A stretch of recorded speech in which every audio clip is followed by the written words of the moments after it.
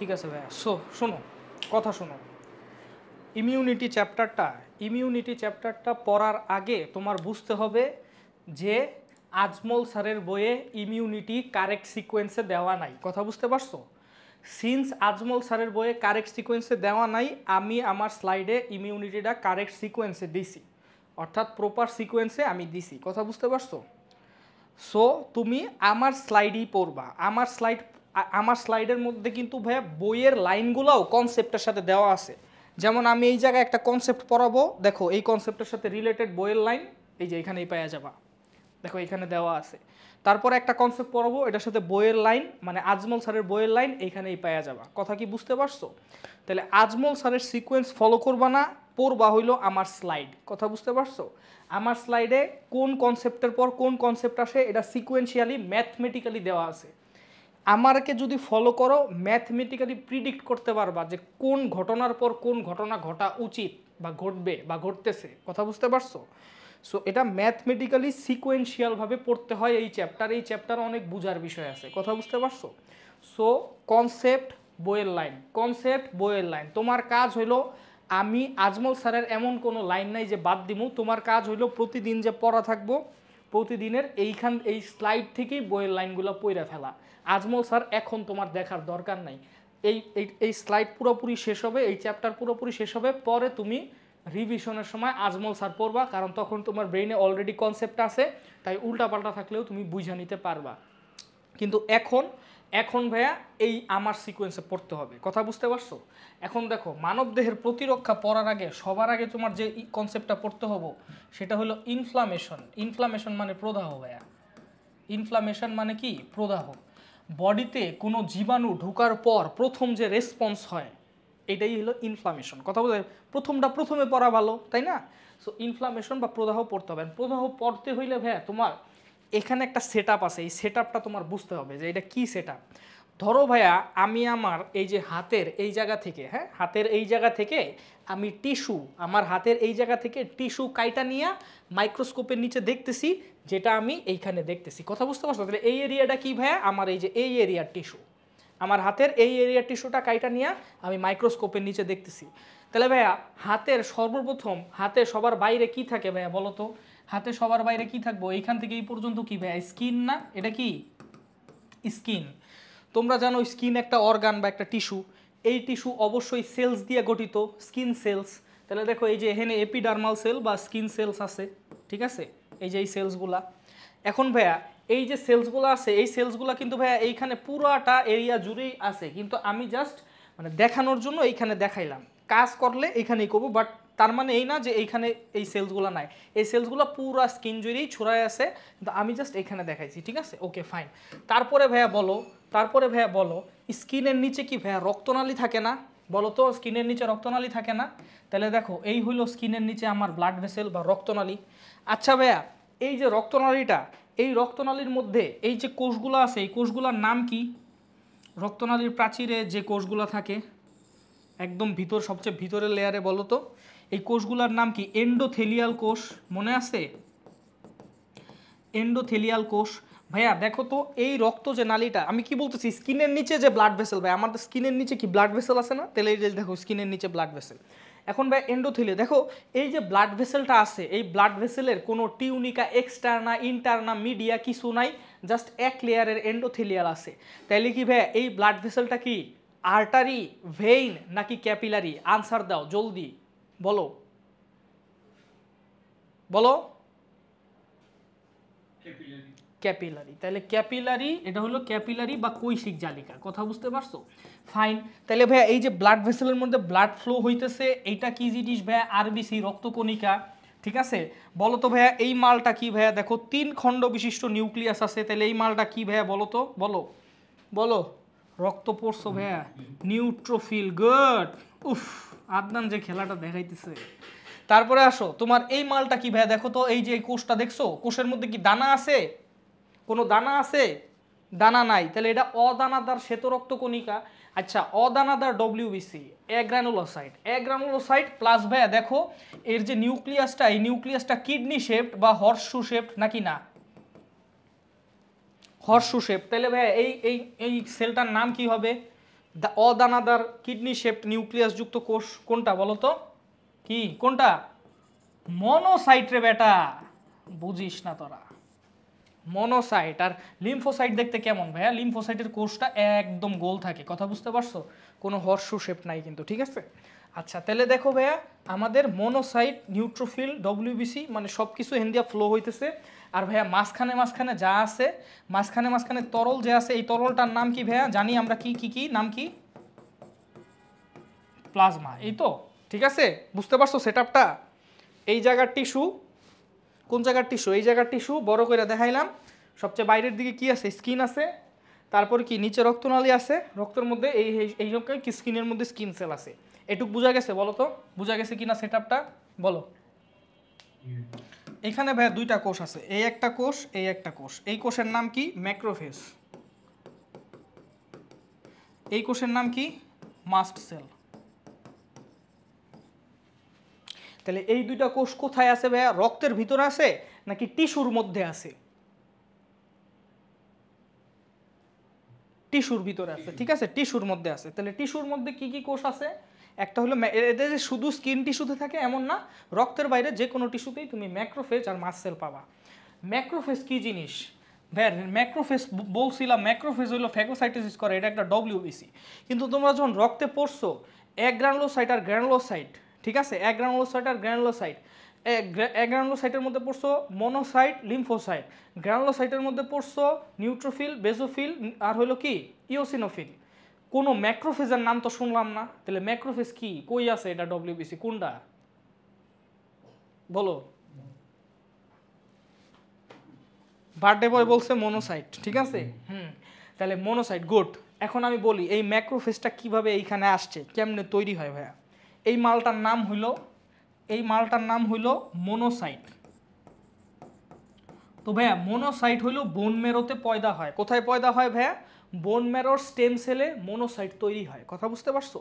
Bone marrow থেকে তৈরি হয়ে এটা ব্লাডে আসে, ব্লাডে ফ্লো হইতে থাকে। এটা রক্তের ভিতরে ব্লাড ভেসেলের মধ্যে এটা এইভাবে ফ্লো হইতে থাকে। এরকম 2 দিন 3 দিন ফ্লো হওয়ার পর, কয় দিন ভাইয়া? 2-3 দিন সে রক্তের মধ্যেই থাকে। কি বলছি? বোন ম্যারো থেকে তৈরি হয়ে সে রক্তে আসে, রক্তকণিকা রক্তেই আসবে। মনোসাইট এই রক্তে আসলো, রক্তের মধ্যে 2 দিন বা 3 দিন এইরকম ফ্লো হইতে থাকে, রক্তের ভিতরেই থাকে, ঠিক আছে? পরে কোনো একটা ঘটনা তাকে বাধ্য করে, ঘটনাটা কি পরে জানতে পারবা। কোনো একটা ঘটনা তাকে বাধ্য করে এই রক্ত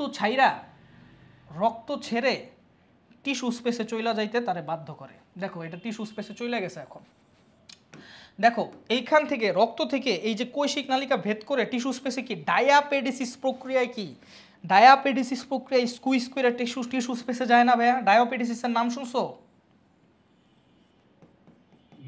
তাহলে দেখো, ধরো এই যে মনোসাইট, এটা কোথায় আছে এখন ভাইয়া বলো তো?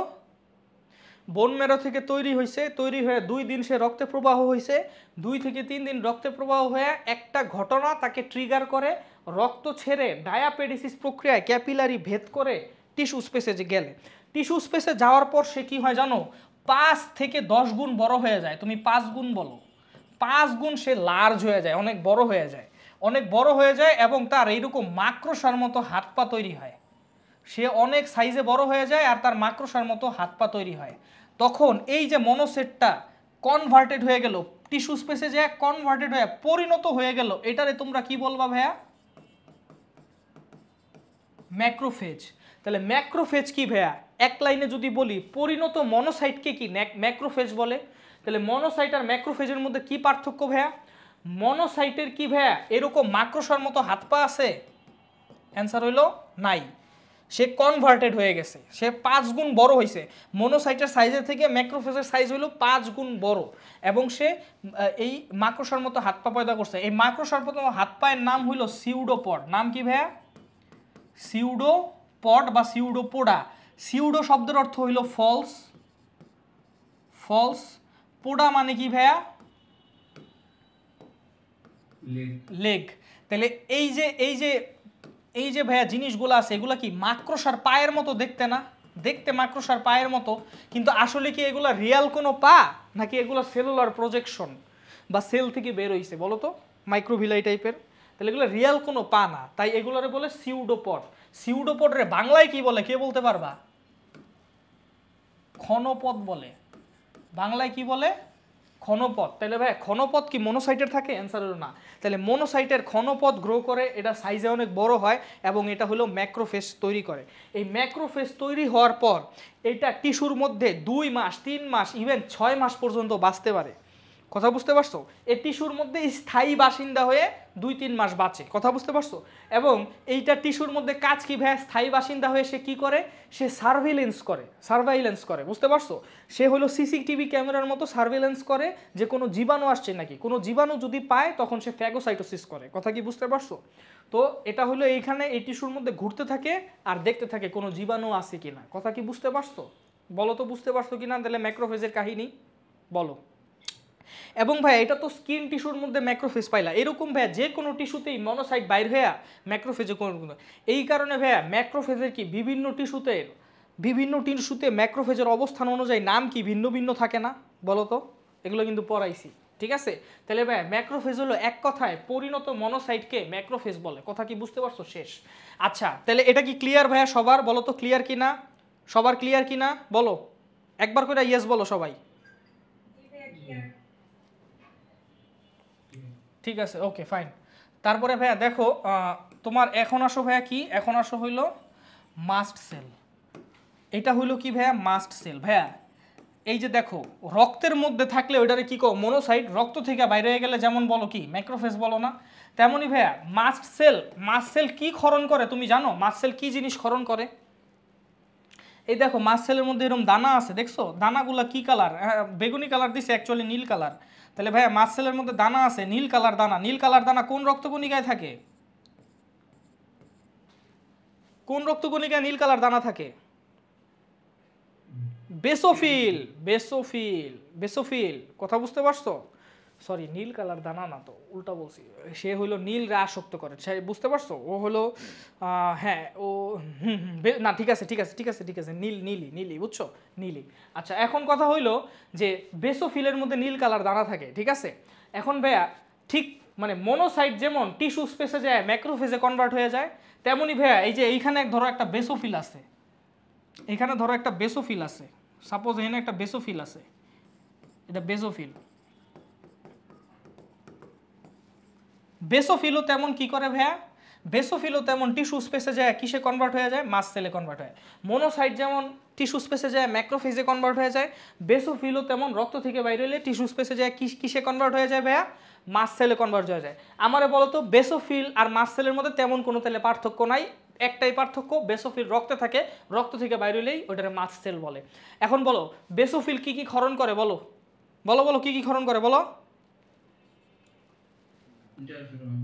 এই বেটা থাপড়ামু, বেসোফিল কি ক্ষরণ করে? রক্তে পড়ছো না?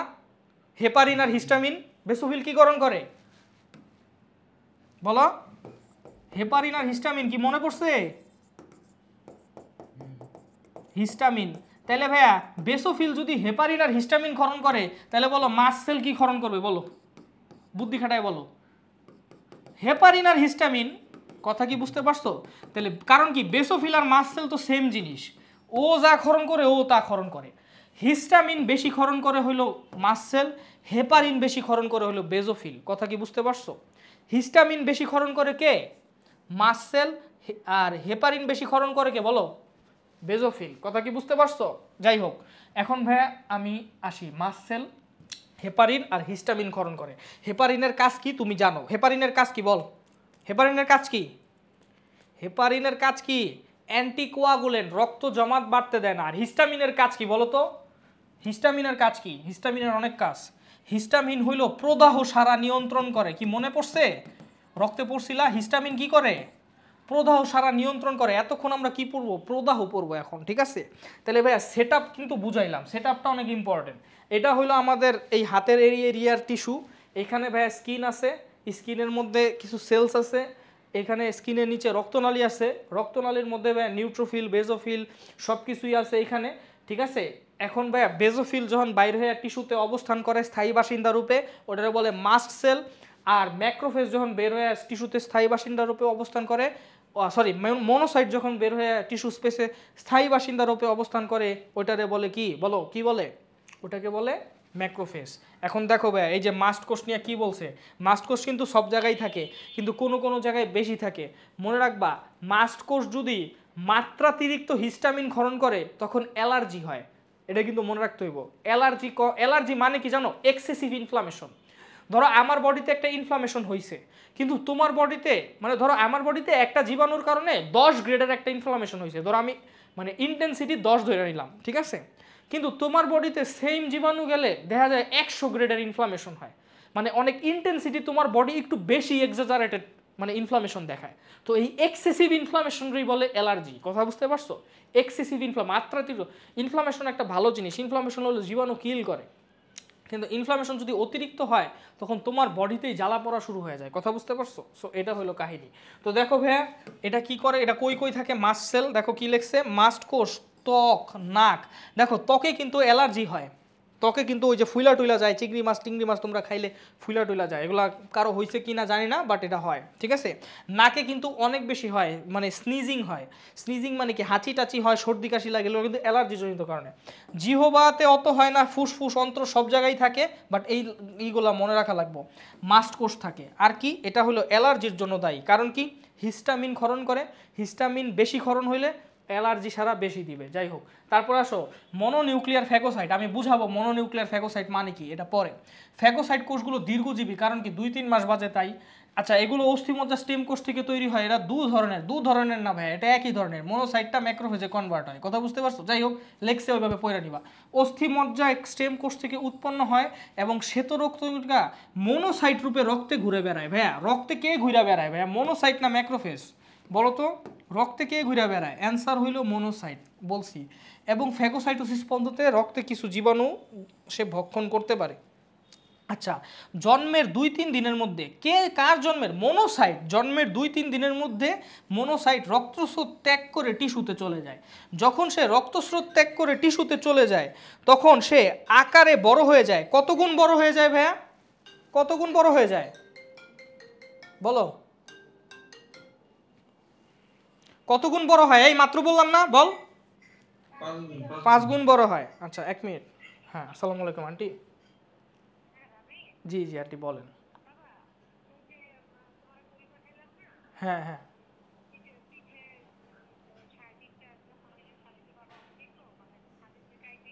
হ্যাঁ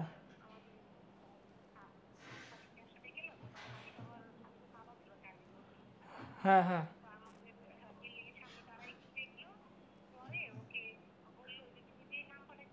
হ্যাঁ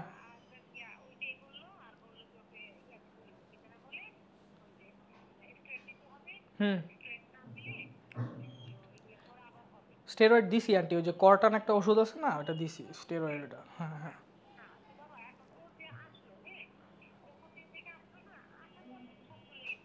আন্টি আন্টি তাও তাও আন্টি তাও 5 দিন কর্টান খাওয়ান, আর ওই অ্যালাট্রল খাইলে ঘুম ধরবে বেশি আন্টি, ঠিক আছে।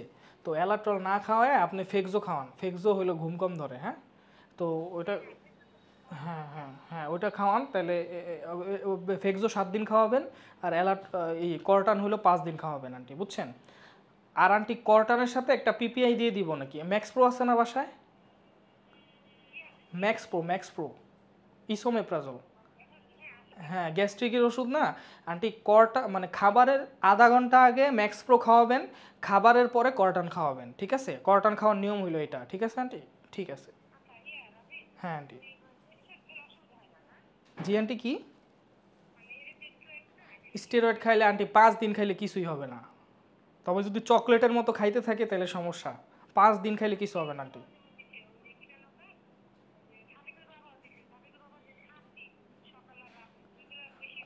হ্যাঁ সমস্যা না আন্টি, 5 দিনেই ঠিক হয়ে যায়। এটা আসলে ডোজ 5 দিনেরও থাকে, 7 দিনেরও থাকে আন্টি, ওই 2 দিনে কিছু হয় না, আমি কমাই দিছি আর কি, সমস্যা নেই। ঠিক আছে ঠিক আছে আন্টি, ঠিক আছে। শুনো, এই যে দেখো তাহলে আকারে বড় হয়ে যায়, কয় গুণ বড় হয়? 5 গুণ ভাইয়া, 5 গুণ কিন্তু বইয়ের মধ্যেই আছে। আচ্ছা, তখন এদের ম্যাক্রোফেজ বলে।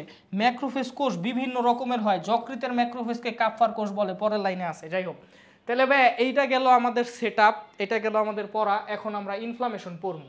তো তো দেখো ইনফ্লামেশন কি নর্মালি হয় নাকি কোনো জীবাণু যখন আমাদের অ্যাটাক করবে তখন হয়? কোনো জীবাণু আমাদের অ্যাটাক করলে তখন হয়।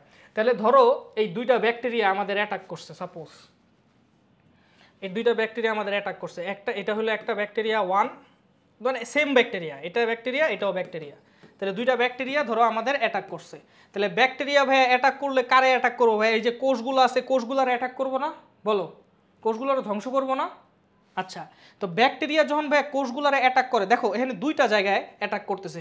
সে হইলো মাস্ট সেলের রিসেপ্টরে যায় যুক্ত হইতেছে। দেখো এই ব্যাকটেরিয়াটা এই মাস্ট সেলের ওয়াই আকৃতির যে রিসেপ্টরটা আছে এই ওয়াই আকৃতির রিসেপ্টরে যায় যুক্ত হইতেছে এই ব্যাকটেরিয়াটা। হ্যাঁ, এই ব্যাকটেরিয়াটা ওয়াই আকৃতির রিসেপ্টরে যায় এইভাবে যুক্ত হইতেছে, আর এই ব্যাকটেরিয়াটা এই কোষে ড্যামেজ করতেছে। দেখো এই ব্যাকটেরিয়াটা এটারে ধরতেছে, এই ব্যাকটেরিয়াটা এটারে ধরতেছে, ঠিক আছে, ফাইন। আচ্ছা ভাইয়া বলো তো, সেল যদি ড্যামেজ হয়, সেল ড্যামেজ হইলে সেল একটা জিনিস তৈরি করে ক্ষরণ করে, জিনিসটার নাম কি? প্রোস্টাগ্ল্যান্ডিন। কি নতুন বললা না আগেও পড়ছো? বলো, আগেও পড়ছো না? অণুজীব চ্যাপ্টারে পড়ছো না যে সেল ড্যামেজ হইলে কোন কেমিক্যাল ক্ষরণ হয়? কোষের যদি সেল মেমব্রেন ড্যামেজ হয়, ধরো এটা হলো সেল মেমব্রেন, তো মেমব্রেন যদি ফাইটা যায় বা ড্যামেজ হয় তাহলে কোন কেমিক্যাল রিলিজ হয়? প্রোস্টাগ্ল্যান্ডিন। মনে থেকে জানো, এই পড়ছো না? বলো অণুজীব চ্যাপ্টারে বলো। তো দেখো সেল ড্যামেজ হইয়া এখন কি রিলিজ হয়েছে ভাইয়া? এইখানে প্রোস্টাগ্ল্যান্ডিন, ঠিক আছে। আচ্ছা, আবার দেখো এই ব্যাকটেরিয়াটা কি মাস্ট সেলের রিসেপ্টরে লাগছে না? বলো, মানে মাস্ট সেলরে ইরিটেট করছে না? মাস্ট সেল কি ক্ষরণ করে ভাইয়া? হিস্টামিন ক্ষরণ করে, আর কি ক্ষরণ করে? হেপারিন ক্ষরণ করে। কোনটা বেশি ক্ষরণ করে? হিস্টামিন বেশি ক্ষরণ করে। আর কি প্রোস্টাগ্ল্যান্ডিনও সে কিছু ক্ষরণ করে। কেন কেন? এই ব্যাকটেরিয়াটা শুধু রিসেপ্টরেই লাগে না, এই ব্যাকটেরিয়াটা রিসেপ্টরে লাগার পাশাপাশি মাস্ট সেলের কিছু ড্যামেজও করে। তাহলে সেল ড্যামেজের প্রোডাক্ট হলো প্রোস্টাগ্ল্যান্ডিন। এতটুকু কি সবাই বুঝতে পারছো? ব্যাকটেরিয়া আসছে, এসে সেল ড্যামেজ করছে, সেল ড্যামেজ করলে কোন কেমিক্যাল ক্ষরিত হয়? প্রোস্টাগ্ল্যান্ডিন, ঠিক আছে। আর এই ব্যাকটেরিয়াটা ঠিক মাস্ট সেলের রিসেপ্টরেও লাগছে, মানে মাস্ট সেলের এই যে ওয়াই আকৃতির রিসেপ্টরে ফাইসা গেছে। যে কোনো জিনিস যদি ওয়াই আকৃতির রিসেপ্টরে ফাইসা যায়, মাস্ট সেল ইরিটেটেড হয়, ইরিটেটেড হয়ে সে কি ক্ষরণ করবে? ক্ষরণই করে দুইটা জিনিস, হিস্টামিন আর হেপারিন। প্লাস এই ব্যাকটেরিয়া যদি মাস্ট সেলরে মারে, মানে মাস্ট সেলের সেল ড্যামেজ করে, তাহলে সেল ড্যামেজের প্রোডাক্ট হিসেবে প্রোস্টাগ্ল্যান্ডিনও আসবে। বুঝতে পারতেছো কি কি ক্ষরণ হইতেছে? বলো। আচ্ছা, এখন দেখো ভাই এই এরিয়াতে প্রোস্টাগ্ল্যান্ডিন ক্ষরণ হয়েছে আর হইলো হিস্টামিন ক্ষরণ হয়েছে। এখন দেখো কি হবে। দেখো ভাই প্রোস্টাগ্ল্যান্ডিন আস্তে আস্তে এই জায়গায় কি এখানে প্রোস্টাগ্ল্যান্ডিনের পরিমাণ বাড়বে, এই যে সবুজ কালার প্রোস্টাগ্ল্যান্ডিন, এটাও এই প্রোস্টাগ্ল্যান্ডিনের পরিমাণ বাড়বে। প্রোস্টাগ্ল্যান্ডিন কি ভাই ডিফিউশনের মাধ্যমে কি এই রক্তনালীর প্রাচীরের এদিকে পৌঁছাবে না? বলো তো, সে ডিফিউশনের মাধ্যমে কি রক্তনালীর প্রাচীরের এখানে পৌঁছাবে না? বলো, পৌঁছাবে। সে রক্তনালীর প্রাচীরের এখানে পৌঁছায়, সে রক্তনালীর এই সেলগুলোর সাথে দেখো লাইগা গেছে, বাইন্ড করছে।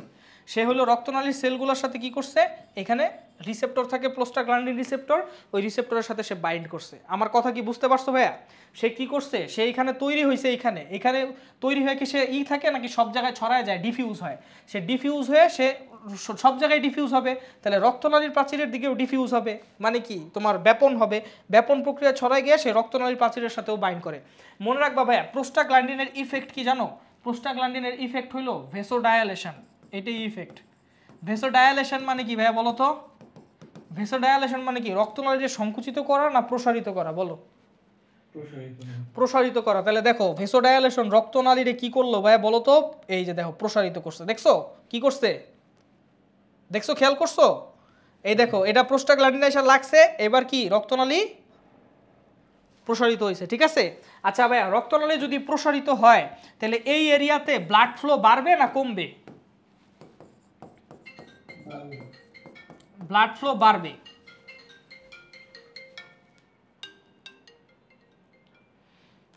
ব্লাড ফ্লো হইলো কি হবে ভাইয়া?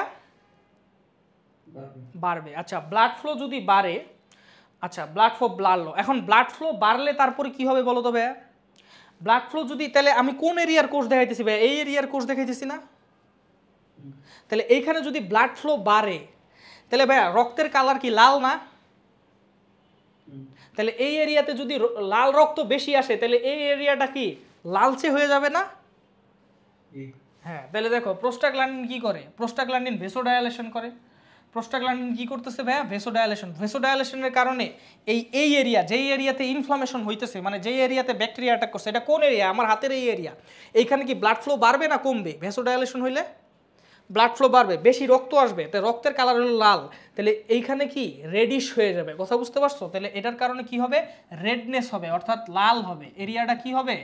লাল হবে। আমার কথা কি বুঝতে পারছো? বলো বুঝতে পারছো কি না? নাম্বার 1। নাম্বার 2 ভাইয়া, ভেসোডাইলেশন হওয়ার আমার বলো তো, আমার বডির সারফেসের টেম্পারেচার বেশি নাকি রক্ত ভিতরের রক্তের টেম্পারেচার বেশি? মানে রক্ত বেশি গরম নাকি স্কিন বেশি গরম, এটা বলো। রক্ত বেশি গরম। তাহলে ভাই এই এরিয়াতে যদি রক্ত বেশি আসে তাহলে এই এরিয়াটা কি গরম হবে? রক্তের গরমিতে কি এই এরিয়াটা গরম হবে না নাকি ঠান্ডা থাকবে? বলো। গরম হবে। তাহলে দেখো ভেসোডাইলেশনের আরেকটা ইফেক্ট কিন্তু কি জানো? এরিয়াটা কি হয়ে যায় ভাইয়া? গরম হয়ে যায়। কথা কি বুঝতে পারছো? ভেসোডাইলেশনের আরেকটা ইফেক্ট হলো এরিয়াটা গরম হয়ে যায়। ঠিক আছে, ওকে ফাইন। তাহলে রাইজ অফ টেম্পারেচার, এটা গেল নাম্বার 1। এটা কার ইফেক্ট ছিল ভাইয়া? প্রোস্টাগ্ল্যান্ডিন ছিল। কিন্তু ভাইয়া প্রোস্টাগ্ল্যান্ডিন ছাড়া এখানে কি হিস্টামিন খরিত হয় নাই? বলো। এই দেখো হিস্টামিন কিন্তু খরিত হয়েছে। তাহলে ভাই হিস্টামিনও কি ডিফিউজ হবে? হিস্টামিনও ডিফিউজ হয়ে কি করবে বলো তো? হিস্টামিনও ডিফিউজ হয়ে এই যে আমার রক্তনালীর প্রাচীরের সাথে যুক্ত হবে। হিস্টামিনও ডিফিউজ হয়ে আমাদের এন্ডোথেলিয়াল প্রাচীরের সাথে এইখানে এসে রিসেপ্টরের সাথে লাগবে। আচ্ছা, হিস্টামিনের ইফেক্টটা আমি তোমারে বলতেছি। হিস্টামিনের ইফেক্ট হইলো এই যে এন্ডোথেলিয়াল সেল আছে, এটা কি একটা এন্ডোথেলিয়াল সেল না? এই এন্ডোথেলিয়াল সেলরে এইভাবে সংকোচন করা, এইভাবে সংকোচন করে দেওয়া। তাহলে ভাইয়া দেখো এইখানেও হিস্টামিন লাগবে, এটার মধ্যেও হিস্টামিন লাগবে, এটার মধ্যেও হিস্টামিন লাগবে, এটার মধ্যেও হিস্টামিন লাগবে, সবগুলো এন্ডোথেলিয়াল প্রাচীরেই কিন্তু, কারণ হিস্টামিন তো ডিফিউজ হয়, অনেকগুলো কেমিক্যাল তো ডিফিউজ হয়ে সব জায়গায় ছড়ায় যেতেছে, তাহলে সবগুলো কেমিক্যালই কিন্তু এটার উপরে লাগবে। কথা বুঝতে পারছো? হিস্টামিনগুলো লাগে। আচ্ছা, হিস্টামিন যদি লাগে তাহলে এটা কি হবে বলো তো? এন্ডোথেলিয়ালের সেলের সংকোচন হবে। ভাই এন্ডোথেলিয়াল সেল যদি সবগুলো সংকোচন করে, ধরো এই এন্ডোথেলিয়ালও সংকোচন করলো, এটাও এরকম সংকোচন করলো, এটাও এমন সংকোচন করলো, যদি সবাই এরকম সংকোচন করে তাহলে দেখো ভাইয়া সংকোচন করলে কি যে মাঝখানে এরকম একটা, মাঝখানে কি এরকম একটা গ্যাপ তৈরি হবে না? দেখো তো, দেখো এখন নর্মাল আছে, এখন কি হয়েছে? সংকোচন করছে। সংকোচন করলে এই যে দেখছো মাঝখানে এরকম একটা কি গ্যাপ তৈরি হইলো না? দেখছো? আচ্ছা, গ্যাপ তৈরি হয়েছে না হয় নাই? সবাই যদি সংকোচন করে তাহলে হিস্টামিন লাগলে, কোনো এন্ডোথেলিয়াল সেলের উপরে হিস্টামিন লাগলে সেই এন্ডোথেলিয়াল সেলটা কি করে ভাই? এরকম সংকোচন করে। সংকোচন করলে সবগুলো এন্ডোথেলিয়াল সেল যদি সংকোচন করে তখন মাঝখানে এরকম একটা গ্যাপ তৈরি হয়। যদি ভাইয়া মাঝখানে এরকম গ্যাপ তৈরি হয় তাহলে ভাইয়া এইখানের যে প্লাজমা আছে, কি আছে ভাইয়া? রক্তে প্লাজমা আছে না? প্লাজমা কি এখানে চুপচাপ বসে থাকবো নাকি লিক হয়ে এইখানে চলে আসবে? বলো। বের হয়ে চলে আসবে না এই জায়গায়? বলো বলো। আচ্ছা, বের হয়ে চলে আসবে। এখন আমার বলো তো তাহলে হিস্টামিন কি করলো ভাইয়া? হিস্টামিন আমার কি করলো একটু বলবা? হিস্টামিন কি কি কাজটা করলো? হিস্টামিন কি করলো? হিস্টামিন এইখানকার এই যে প্রাচীরের, এন্ডোথেলিয়াল প্রাচীরের ভেদ্যতা বা পারমিয়াবিলিটি বাড়াইলো না কমাইলো বলো তো? বাড়াইলো। কারণ কি? পারমিয়াবিলিটি বা ভেদ্যতা মানে কি? দেখো এটা যখন হয়েছে, হিস্টামিন যখন লাগছে, লাগার পরে এন্ডোথেলিয়াল সেলগুলো যখন সংকুচিত হয়েছে, এখানে একটা গ্যাপ তৈরি হয়েছে। গ্যাপ তৈরি হওয়া মানে কি? ভেদ তৈরি হওয়া। তাহলে এইখানে কি এটা ভেদ কইরা, তার মানে কি রক্তনালী থেকে প্লাজমাটা ইজিলি রক্তনালী ভেদ কইরা টিস্যু স্পেসে যায় জমা হইতে পারে। রক্তনালী ভেদ কইরা টিস্যু স্পেসে। তাহলে হিস্টামিনের কাজ কি? প্রোস্টাগ্ল্যান্ডিনের কাজ হলো ভেসোডাইলেশন। হিস্টামিনের কাজ কি ভাইয়া বলতো? রক্তনালীর কি বাড়ানো? ভেদ্যতা বা পারমিয়াবিলিটি বাড়ানো। কিভাবে বাড়ায়? এন্ডোথেলিয়াল কন্ট্রাকশন করে এই যে ভেদ্যতা বা পারমিয়াবিলিটি বাড়ায়। এখন ভাইয়া বলো, প্লাজমা যদি লিক হয়ে এই জায়গায় জমা হয়, এখানে জমা হয়, এখানে যদি প্লাজমা জমা হয় তাহলে এই জায়গায় কি পানিতে ভইরা যাইব না? আচ্ছা, এই জায়গায় যদি পানিতে ভইরা যায় তাহলে এই এরিয়াটা কি নর্মাল থাকবো না এরকম ফুইলা যাইব? তাহলে এই এরিয়াটা কি হবে তখন? সোয়েলিং হবে না? ফুলে যাবে না? বলো। তাহলে দেখো কি লেখছে এখানে, histamine causes increase vascular permeability. Vascular পারমিয়াবিলিটির ভেদ্যতা, ভেদ্যতার কারণে কি হয়? প্লাজমা লিকেজ হয়, অর্থাৎ এখান থেকে প্লাজমাগুলো লিক করে টিস্যু স্পেসে চলে যায়। টিস্যু স্পেসে যদি ভাইয়া প্লাজমা জমা হয় তাহলে টিস্যু স্পেসটা কি ফুইলা যাবে। তাহলে এটা হইলো দেখো প্লাজমা লিকেজের কারণে কি হয় ভাইয়া? সোয়েলিং হয় ভাইয়া। দেখো কি হয়? সোয়েলিং হয়, সোয়েলিং। আচ্ছা ভাইয়া নিশ্চয়ই স্কিন, এটা স্কিন বা যে কোনো টিস্যুর মধ্যে কি আছে? নিউরন আছে না বা নার্ভ আছে না বলো তো? এটা ধরো একটা নিউরন বা নার্ভ, এটা হলো সেল বডি, এটা হলো একজন, এটা হলো ডেনড্রাইট সেল বডি একজন, তাহলে নিউরন। ভাইয়া দেখো তো এই যে ভাইয়া প্লাজমাগুলা, এখানে তো প্লাজমা জমতেছে, এই প্লাজমাগুলা কি এই নিউরনের উপরে এক্সট্রা প্রেশার দিব না বলো তো? এইখানে তুমি অনেকগুলা পানি দিয়ে দিতেছো, প্লাজমা দিয়ে দিতেছো, তাহলে নিউরনের উপরে কি প্রেশার পড়বো না বলো তো? প্লাজমাগুলো যদি ফুইলা যায় এই জায়গায়, নিউরনের উপরে চাপ পড়বো না? এখানে যে নিউরন বা নার্ভাস সিস্টেম আছে ওইটার উপরে চাপ পড়বে না? নিউরন বা নার্ভাস সিস্টেমের উপরে চাপ পড়লে কি তোমার ব্যথা পাবা না বলো তো? আইদার তুমি ব্যথা পাবা অথবা দেখবা চুলকাবে, আইদার কি হবে, ব্যথা পাবা অথবা কি হবে, চুলকাবে। কথা কি বুঝতে পারছো? তাহলে ভাইয়া দেখো নিউরনের উপর চাপ পড়লে কিন্তু পেইন হয়। এছাড়া ভাইয়া প্রোস্টাগ্ল্যান্ডিনও নিউরনকে ইরিটেট করে পেইন করতে পারে। তাহলে ভাইয়া এই যে চারটা জিনিস কি কি বললাম, প্রথমে কি হয়েছে ভাইয়া বলো তো? প্রোস্টাগ্ল্যান্ডিনের কারণে কি হয়েছে? ভেসোডায়ালেশন হয়েছে। ভেসোডায়ালেশনের কারণে কি হয়েছে? রেডনেস আর রাইজ অফ টেম্পারেচার, মানে স্থানটি কি হওয়া, এফেক্টেড স্থানটা লাল হওয়া, এফেক্টেড স্থানটা গরম হওয়া। তারপরে হিস্টামিনের কারণে প্লাজমা লিকেজের কারণে কি হয়েছে ভাইয়া? এই জায়গায় প্লাজমা জমা গেছে, এফেক্টেড স্থানটা সোয়েলিং হয়েছে, ফুইলে গেছে। এবং ভাইয়া নিউরনের উপর চাপ পড়ার কারণে পেইন হয়েছে। তাহলে এই চারটা জিনিস কি কি? চারটা জিনিস ভাইয়া বলো তো? লাল হওয়া, টেম্পারেচার বাড়া, সোয়েলিং হওয়া, আর হইল কি, সোয়েলিং হওয়া আর পেইন হওয়া। এই চারটা সিমটমরে একসাথে বলে প্রদাহ বা ইনফ্লামেশন। এই চারটা সিমটমরে একসাথে কি বলে ভাইয়া? প্রদাহ বা কি বলে? প্রদাহ বা ইনফ্লামেশন। ঠিক আছে, আচ্ছা বলতেছি, এখন আরো বলতেছি। ভাইয়া দেখো এইখানে কি প্লাজমা চলে আসছে না? এই এরিয়াতে লিক হয়ে কি প্লাজমা এখানে চলে আসছে না? প্লাজমার মধ্যে কি ক্লটিং ফ্যাক্টর থাকে না? আচ্ছা, ফ্যাক্টর 12 এর নাম কি?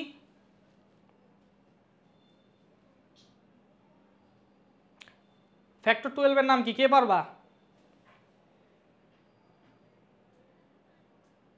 হ্যাগম্যান ফ্যাক্টর। ফ্যাক্টর 12 এর নাম কি?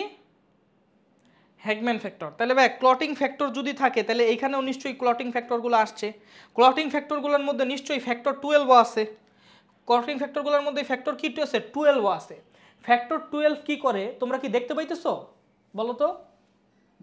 হ্যাঁ, ফ্যাক্টর 12 কি করে ভাইয়া দেখো, প্রি ক্যালিক্রাইনকে, প্রি ক্যালিক্রাইন হলো ইনঅ্যাক্টিভ, দেখো এই কারণে নামের আগে প্রি আছে। প্রি ক্যালিক্রাইনকে ক্যালিক্রাইনে কনভার্ট করে। ক্যালিক্রাইন কি করে জানো? এই সেল ড্যামেজ হওয়ার পর কি হয় জানো? সেল ড্যামেজ হওয়ার পর কি প্রোস্টাগ্ল্যান্ডিন খরিত হয় না? প্রোস্টাগ্ল্যান্ডিনের পাশাপাশি সেল ড্যামেজ হওয়ার পর আরেকটা জিনিস খরিত হয়, নাম হলো কি, কাইনিনোজেন। কাইনিনোজেন ভাইয়া নামের সাথে দেখো নোজেন আছে, তাহলে কাইনিনোজেন কি অ্যাক্টিভ না ইনঅ্যাক্টিভ? কাইনিনোজেন কি অ্যাক্টিভ না ইনঅ্যাক্টিভ? কাইনিনোজেন কি অ্যাক্টিভ না ইনঅ্যাক্টিভ? ইনঅ্যাক্টিভ। তাহলে ভাই এই ক্যালিক্রেইন কি করে জানো? কাইনিনোজেনকে কাইনিনে কনভার্ট করে। কিসে কনভার্ট করে? কাইনিনে কনভার্ট করে। কাইনিন কি করে জানো? ও দেখো হিস্টামিন হইলো ভাস্কুলার পারমিয়াবিলিটি বাড়ায়, প্রোস্টাগ্ল্যান্ডিন হইলো কি করে? প্রোস্টাগ্ল্যান্ডিন হইলো তোমার হইলো ভেসোডায়ালেশন করে। কাইনিন একসাথে ভাস্কুলার পারমিয়াবিলিটিও বাড়ায় আবার ভেসোডায়ালেশন করে, মানে সে ইনফ্লামেশনরে আরও বাড়ায় দেয়। কথা বুঝতে পারছো? তাহলে কাইনিনও কিন্তু একটা কেমিক্যাল। এটা কেন বললাম জানো?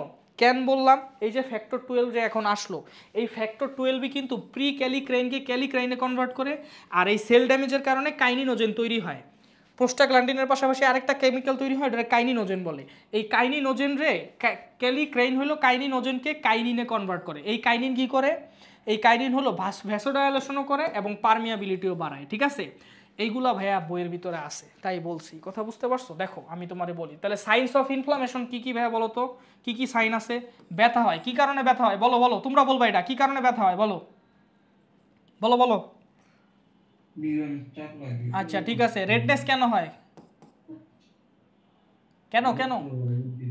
ভেসোডায়ালেশনের কারণে ওই জায়গায় ব্লাড ফ্লো বাড়ে, তাই না? তাহলে যেখানে ব্লাড বেশি ওইখানে লাল দেখাইব বেশি। কথা বুঝতে পারছো? আচ্ছা, তারপরে সোয়েলিং কেন হয় বলো? হিস্টামিনের কারণে ভাস্কুলার পারমিয়াবিলিটি কি হয়? বাইরে যায়। কারণ কি? এন্ডোথেলিয়াল কোষগুলো সংকুচিত হয়, তাই এখানে মাঝখানে গ্যাপ তৈরি হয়, তাই প্লাজমা লিক হয়ে ওইখানে প্লাজমা টিস্যুর মধ্যে প্লাজমা জমা হয় বা তরল জমা হয়, ফুইলা যায়। আচ্ছা, তারপরে কি? টেম্পারেচার বাড়ে। কেন বাড়ে ভাইয়া? রক্তের গরম বেশি, তাই যেই জায়গায় রক্ত বেশি যাবে ওই জায়গায় গরম বেশি হবে। ঠিক আছে, ফাইন, ওকে, চলো পড়ি। দেখো টিস্যুর যে কোনো ধরনের ক্ষতি হলে, যে কোনো ধরনের ভাইয়া, এইটা হইতে পারে তুমি নিজে ড্যামেজ করছো, ট্রমা দিছো, ব্লেড দিয়ে কাটছো, কারণ ব্লেড দিয়ে কাটলেও তো সেল ড্যামেজ হবে। সেল ড্যামেজের প্রোডাক্ট কি? প্রোস্টাগ্ল্যান্ডিন। তাহলে সেল ড্যামেজ হইলেই প্রোস্টাগ্ল্যান্ডিন রিলিজ হবে এবং ইনফ্লামেশন হবে। কথা বুঝতে পারছো? এটা ট্রমা হইতে পারে, এটা ব্যাকটেরিয়া তোমার সেল ড্যামেজ করতে পারে, ভাইরাস তোমার সেল ড্যামেজ করতে পারে, যে কোনো কারণে যদি টিস্যুর ক্ষতি হয়, সংক্রমণজনিত দহন, যন্ত্রণাদায়ক রাসায়নিক আঘাতজনিত যে কোনো ধরনের ক্ষতি হইলে যে ধারাবাহিক ঘটনার শুরুতে ক্ষতস্থানটি লাল হয়, ক্ষতস্থানটি গরম হয়, ক্ষতস্থানটি ফুলে যায় এবং সবশেষে ব্যথার প্রকাশ ঘটে, এটাকে সম্মিলিতভাবে ইনফ্লামেশন বা প্রদাহ সারা বলে। কথা কি বুঝতে পারছো? Okay fine. রক্তপ্রবাহ বৃদ্ধির সঙ্গে সঙ্গে ক্ষতস্থানের তাপমাত্রাও বাড়ে। রক্তপ্রবাহ কেন বৃদ্ধি হয় ভাইয়া? ভেসোডায়ালেশনের কারণে বৃদ্ধি হয়। ভেসোডায়ালেশন কেন হয় ভাইয়া বলো তো? প্রোস্টাগ্ল্যান্ডিনের কারণে হয় নাকি? ঠিক আছে, আচ্ছা তারপরে ভাইয়া হিস্টামিনের উপস্থিতির কারণে কি হয় ভাইয়া বলো তো? হিস্টামিনের উপস্থিতির কারণে কি ভেসোডায়ালেশন হয় নাকি কৈশিক জালিকার প্রাচীরের ভেদ্যতা বাইরা যায় বা পারমিয়াবিলিটি বাড়ে বলো তো? বুঝো ভাইয়া, এমসিকিউ কিন্তু প্রচুর আসবো। নিচের কোনটির কারণে ভেদ্যতা বাড়ে? হিস্টামিন, প্রোস্টাগ্ল্যান্ডিন, কাইনিন কোনোটিই নয়। কথা কি বুঝতে পারছো? প্রোস্টাগ্ল্যান্ডিন দাগান যাইব না কিন্তু তখন। দেখো আমি কিন্তু বলছি কি হিস্টামিন কি করে, হিস্টামিন কিন্তু এই যে এন্ডোথিলিয়াল সেলের কি করে, যখন হিস্টামিন যখন এটা লাগে তখন হলো এরকম প্রসারণ হয় ভেসোডায়ালার। হিস্টামিন কি করে? এন্ডোথিলিয়াল সেলের কন্ট্রাকশন করে, যার কারণে গ্যাপ তৈরি হয়। গ্যাপ তৈরি হওয়া মানে কি? ভেদ্য হওয়া। এইটা ভেদ কইরা প্লাজমা হইলেও লিক হইতে পারবে। কথা কি বুঝতে পারছো? তাইলে দেখো ভেদ্যতা বাইরা যায়। কথা কি বুঝতে পারছো? ভেদ্যতা বাইরা যায় কার কারণে? হিস্টামিনের কারণে। কয়েক মিনিটের মধ্যে প্রাচীর ভেদ করে অসংখ্য নিউট্রোফিল, ভাইয়া এই যে আমি বলছিলাম না ডায়াবেটিস প্রক্রিয়া, ডায়াবেটিস প্রক্রিয়া সবসময় হয় না। যখন ইনফ্লামেশন হয় এই প্রোস্টাগ্ল্যান্ডিন রিলিজ হয়, এখানে যখন গ্যাপ তৈরি হয় তখনই হলো এই নিউট্রোফিল মনোসাইট এই গ্যাপ দিয়া বাইরে এইখানে ম্যাক্রোফেজ হইতে পারে। তাহলে দেখো আমি বলছিলাম একটা নির্দিষ্ট ঘটনা মনোসাইটকে রক্তনালী ছাড়তে টিস্যু স্পেসে যাইতে বাধ্য করে, এইটাই সেই ঘটনা, ইনফ্লামেশনই সেই ঘটনা। কথা কি বুঝতে পারছো? আচ্ছা ফাইন, ওকে। আচ্ছা এরপর আসো ভাইয়া, ওকে তারপর আসো অনেক উপদারী পদার্থ হয় আর রক্ত জমাটের ফ্যাক্টরও যায়। কোন ফ্যাক্টর ভাইয়া সবচেয়ে ইম্পর্টেন্ট রক্ত জমাটের? কোন ফ্যাক্টরটা ভাইয়া? ফ্যাক্টর 12। অক্সিজেন ও পুষ্টি পদার্থ তরল পদার্থ হয়, ফলে ক্ষতস্থানটি ফুলে ওঠে, এগুলো তুমি জানো। নিউট্রোফিল রোগ সৃষ্টির জীবাণুরে ফ্যাগোসাইটোসিস করে, এগুলো আমরা একটু পরেই পড়বো, ঠিক আছে? দীর্ঘস্থায়ী আক্রমণে নিযুক্ত হয়। প্রদাহ আমরা বুঝতে পারছি। এখন ভাইয়া দেখো এই যে এটা হইলো কোন বইয়ের লাইন আমি নিয়ে আসি জানো? আজমল স্যারের বইয়ের, আজমল স্যারের বইয়ের রক্ত চ্যাপ্টারের লাইনটা নিয়ে আসছি। দেখো ভাইয়া রক্ত চ্যাপ্টারের লাইনে কি আছে দেখো, এই দেখো ফ্যাক্টর 12 হ্যাগম্যান ফ্যাক্টর। হ্যাঁ কি লেখছে? রক্তরসে উপস্থিত এই ফ্যাক্টরটা প্রি ক্যালিক্রাইনকে ক্যালিক্রাইনে কনভার্ট করে, অর্থাৎ ক্যালিক্রাইনকে সক্রিয় করে। একই কথা, ক্যালিক্রাইন কি করে ভাইয়া? প্লাজমা কাইনিন বা টিস্যু কাইনিন। কাইনিন দুই ধরনের, একটা হলো প্লাজমা কাইনিন, একটা হলো টিস্যু কাইনিন। ক্যালিক্রাইন কি করে ভাইয়া? প্লাজমা কাইনিন নামক পদার্থ সৃষ্টি করে। কেমনে ভাইয়া? এই যে একটু আগেই তো দেখাইছি। ক্যালিক্রাইন কি করে? ক্যালিক্রাইন হলো কাইনিনোজেন রে কাইনিনে কনভার্ট করে। কাইনিনোজেনকে কি কি কিসে কনভার্ট করে? কাইনিনে কনভার্ট করে। তাহলে ক্যালিক্রাইনই তো ভাইয়া কাইনিন সৃষ্টি করতেছে কাইনিনোজেন থেকে। কথা বুঝতে পারছো? এবং রক্তনালীর ভেদ্যতা ও সম্প্রসারণশীলতা, সম্প্রসারণশীলতা মানে ভেসোডায়ালেশন, আর ভেদ্যতা মানে কি? পারমিয়াবিলিটি। আমি একটা জিনিস বলছি যে কাইনিন, প্লাজমা কাইনিন অথবা কাইনিন কি করে ভাইয়া? ভেসোডায়ালেশনও করে এবং পারমিয়াবিলিটিও বাড়ায়। প্রোস্টাগ্ল্যান্ডিন শুধু ভেসোডায়ালেশন করে, হিস্টামিন কি করে? শুধু ভেদ্যতা বাড়ায়, কিন্তু কাইনিন কি করে? ভেসোডায়ালেশনও করে এবং মানে সম্প্রসারণশীলতাও করে। ভেসোডায়ালেশন মানে সম্প্রসারণশীলতা প্লাস কি? ভেদ্যতাও বাড়ায়। আমার কি কথা বুঝতে পারছো? বলো তো বুঝতে পারছো কিনা সবাই? বলো বলো বুঝতে পারছো কিনা বলো। Tell me tell me tell me. Saira Sumaiya বুঝতে পারছো? সায়রা সুমাইয়া সারা ঐশী বলো। ওকে ঠিক আছে, তাহলে এটা গেল আমার ইনফ্লামেশন। ওকে ইনফ্লামেশনের পরে কি হয় দেখো ভাইয়া, ইনফ্লামেশন হইছে, এই জায়গায় মোস্টাগ্ল্যান্ডিন লাগছে। যখন ভাইয়া প্রোস্টাগ্ল্যান্ডিন হিস্টামিন সবগুলো কেমিক্যাল এসে এন্ডোথিলিয়াল প্রাচীরে লাগে, তখন দেখো এন্ডোথিলিয়াল প্রাচীরে এরকম সাদা একটা জিনিস তৈরি হয়, নতুন করে তৈরি হয়, মানে এন্ডোথিলিয়ালের সেলের ওয়ালের মধ্যে এরকম একটা সাদা জিনিস তৈরি হয়। এই যে সাদা জিনিস বা সাদা ডান্ডিগুলো আমি দেখাইতেছি, এই সাদা ডান্ডিগুলোরে বলে অ্যাডহেসিভ মলিকিউল। অ্যাডহেসিভ মলিকিউলের কাজ কি তুমি জানো? কি রে ভাই, ভাই কি হয়েছে? 28-এ দিয়ে রাখছি। হ্যাঁ অ্যাডহেসিভ মলিকিউল। তো অ্যাডহেসিভ মলিকিউলগুলো কি করে? অ্যাডহেশন করে। কার অ্যাডহেশন করে ভাইয়া? এই যে এই অ্যাডহেসিভ মলিকিউলগুলোর সাথে ডব্লিউবিসি গিয়া চিপকায় যায়। কথা বুঝতে পারছো? ডব্লিউবিসিগুলো এগুলোর লগে লাগলে এগুলোর সাথে চিপকায় যায়। কথা বুঝতে পারছো? এখন ভাইয়া নর্মালি কি ডব্লিউবিসি এটার সাথে চিপকাবে না? নর্মালি তো এরা থাকেই না। যখন প্রোস্টাগ্ল্যান্ডিন হিস্টামিন মানে প্রদাহ যখন হয়, প্রোস্টাগ্ল্যান্ডিন হিস্টামিন যখন এখানে লাগে তখন এইসব অ্যাডহেসিভ মলিকুলগুলো তৈরি হয় এবং তখন ডব্লিউবিসিগুলো এগুলোর সাথে চিপকায় যাওয়ার একটা সুযোগ পায়। দেখো কেমনে চিপকায়, আমি দেখাই। দেখো ডব্লিউবিসি এন দিয়ে যাইতেছে, এ দেখো এটা অ্যাডহেসিভ মলিকুল, দেখো ডব্লিউবিসি এটার সাথে দেখো লাগিয়ে গেল, দেখছো এই যে চিপকায় গেছে। কথা বুঝতে পারছো? আচ্ছা, চিপকায় যায়, কিন্তু ডব্লিউবিসির কি ভাই একটা গতি থাকে না? এই গতির জন্য এটা চিপকায় চিপকায় পরে আবার এখান থেকে ছুঁইটা আবার এইখানে চলে আসে। এই ঘটনাটাতে বলে রোলিং। এটারে কি বলে ভাইয়া?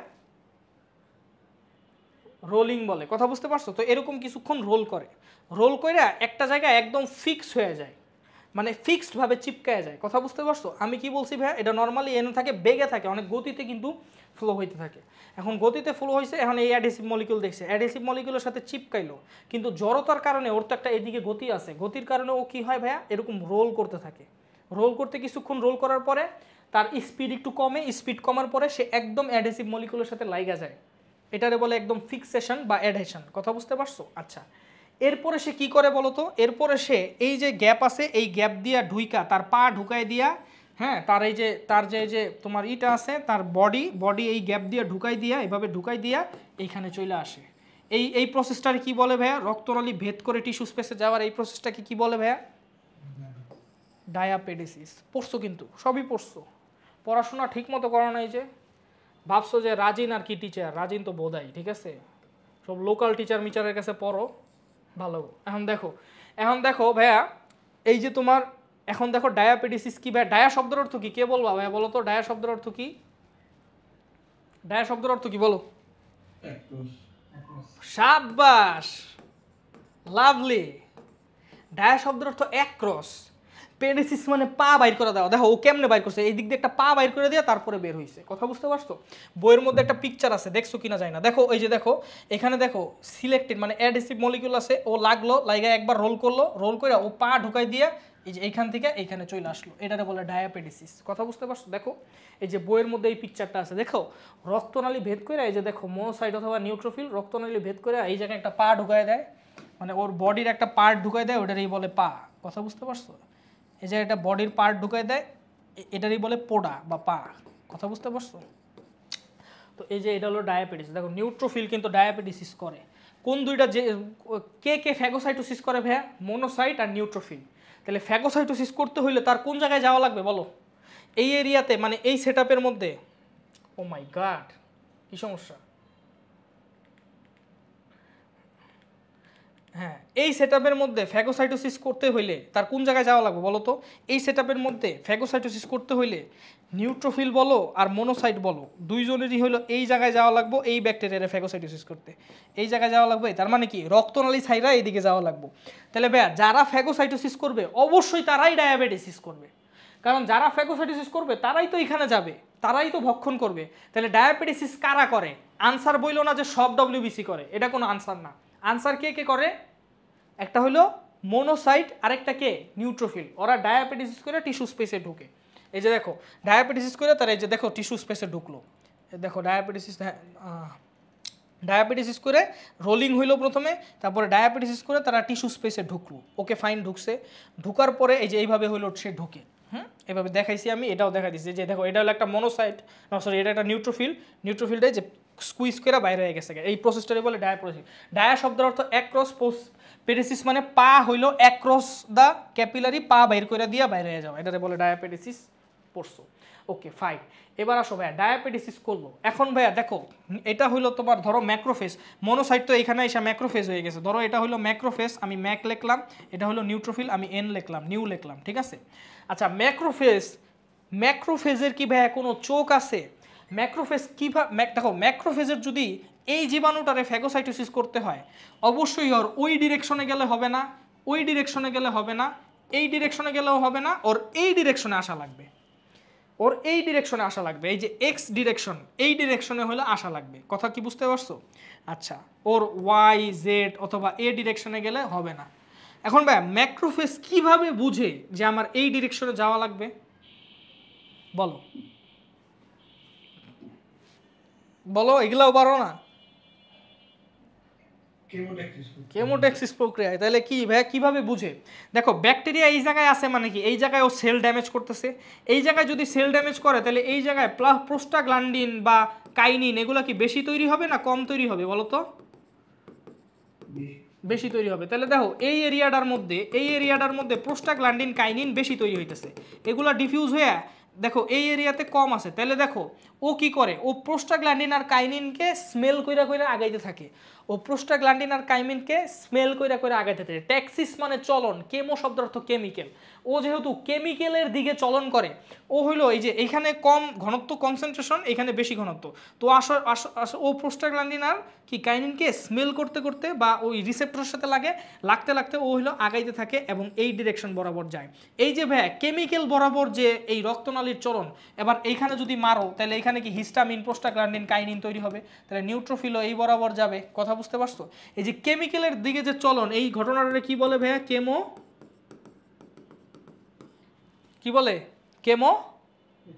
কেমোট্যাক্সিস। ঠিক আছে, দেখো তাহলে প্রথমে ভাইয়া ডব্লিউবিসির ঘটনাগুলো দেখো। ডব্লিউবিসির ঘটনাগুলো কিন্তু ইম্পর্টেন্ট। প্রথমে হলো রোলিং হয়, তারপরে অ্যাডেশন হয়, তারপরে ডায়াবেটিস হয়। ডায়াবেটিস হলে বাইরে আনার পরে কি হয় বলো তো? কেমিক্যাল যেই দিকে বেশি, প্রোস্টাগ্ল্যান্ডিন কাইনিন এইসব কেমিক্যাল যেই দিকে বেশি ওই দিক বরাবর সে চলন করে। প্রোস্টাগ্ল্যান্ডিন কাইনিন এইসব কেমিক্যাল যে জায়গায় ড্যামেজ হইতেছে যে বেশি ওই দিক বরাবর সে চলন করে। কথা বুঝতে পারছো? তাহলে কেমিক্যাল অভিমুখে যাত্রা করে, এটাতে বলে কেমোট্যাক্সিস। কেমিক্যাল কোন দিকে বেশি থাকবো? যেই জায়গায় সেল ড্যামেজ হইতেছে ওইখান থেকেই তো অরিজিনেট করতেছে, ওইখান থেকেই তৈরি হইতেছে। তাহলে এইখানে কনসেন্ট্রেশন বেশি থাকবে, এইখানে কম থাকবে। ওকে, যেখানে বেশি কনসেন্ট্রেশন থাকে ওই দিকে যাইতে থাকে, তাহলে এটা বলে কেমোট্যাক্সিস। আচ্ছা, কেমোট্যাক্সিস কইরা সে কি করবে? এখানে কাছাকাছি যাবে, তাই না? আচ্ছা ভাই, আমার একটা কোয়েশ্চেনের অ্যান্সার দাও তো। কেমোট্যাক্সিস করে কাছাকাছি যাবে, তারপরে ফ্যাগোসাইটোসিস করবে। তার আগে তুমি আমার একটা কোয়েশ্চেনের অ্যান্সার দাও। এটা হলো মনোসাইট টিস্যু স্পেসে ঢুকলো। আমি যদি বলি যে মনোসাইটের ডায়ামিটার হইল 12 মাইক্রোমিটার, তাহলে মনোসাইট যখন এই যে ম্যাক্রোফেজ তৈরি করবে তখন এটা ডায়ামিটার কত হইব? 60 মাইক্রোমিটার। এক্সিলেন্ট। কেন ভাইয়া? কারণ মনোসাইট 5 গুণ বড় হয়ে কি তৈরি করে?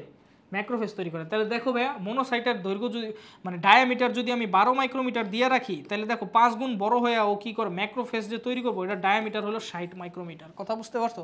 বইয়ে মিলাই নিবা, মিলা যাইব। কথা বুঝতে পারছো? ওকে, ফাইন। এখন ভাইয়া তারপরে আসো, তারপরে কি ভাইয়া দেখো। আচ্ছা, এখন ম্যাক্রোফেজ তৈরি হলো। এখন ম্যাক্রোফেজ আর এই যে নিউট্রোফিল ওরা কি করবে ভাইয়া? এটার কেমোট্যাক্সিস প্রক্রিয়া কাছাকাছি যাবে। ওকে, ফাইন। কেমোট্যাক্সিস প্রক্রিয়া কাছাকাছি যায়, এটারে খায়া ফেলবে, এটারে বলে ফ্যাগোসাইটোসিস। তাহলে ভাইয়া ফ্যাগোসাইটোসিস কে করে ভাইয়া বলো তো? ফ্যাগোসাইটোসিস কে করে? ম্যাক্রোফেজ আর কি নিউট্রোফিল। ওকে, ফাইন। তাহলে ফ্যাগোসাইটস কয় ধরনের আছে ভাইয়া? কয় ধরনের আছে? 2 ধরনের। একটা হলো ম্যাক্রোফেজ, অথবা ম্যাক্রোফেজ আর মনোসাইট তো সেম জিনিস, ম্যাক্রোফেজ মনোসাইট, আর হলো নিউট্রোফিল। ফ্যাগোসাইট 2 ধরনের আছে, ম্যাক্রোফেজ মনোসাইট অথবা নিউট্রোফিল। ভাইয়া নিউট্রোফিলকে বলা হয় কি জানো? নিউট্রোফিলকে কি বলা হয়? দেখো নিউট্রোফিলকে কি বলা হয় জানো? Polynuclear phagocyte. আর ম্যাক্রোফেজকে বলা হয় হলো মোনোনিউক্লিয়ার ফ্যাগোসাইট। এটা লজিক কি ভাইয়া? কেন নিউট্রোফিলকে পলিনিউক্লিয়ার বলা হয় আর মোনোসাইটকে মোনোনিউক্লিয়ার বলা হয়? দেখো ফ্যাগোসাইট 2 ধরনের, একটা হলো নিউট্রোফিল, একটা ম্যাক্রোফেজ। নিউট্রোফিলের আরেকটা নাম হলো পলিনিউক্লিয়ার ফ্যাগোসাইট, আর ম্যাক্রোফেজের আরেকটা নাম হলো মোনোনিউক্লিয়ার ফ্যাগোসাইট। কেন এরকম কেন ভাইয়া? তোমরা এই যে আগের পেজটা যে দেখছো, এই আগের পেজে একটা জিনিস খেয়াল করছো যে নিউট্রোফিলের নিউক্লিয়াস কয় খণ্ড বিশিষ্ট?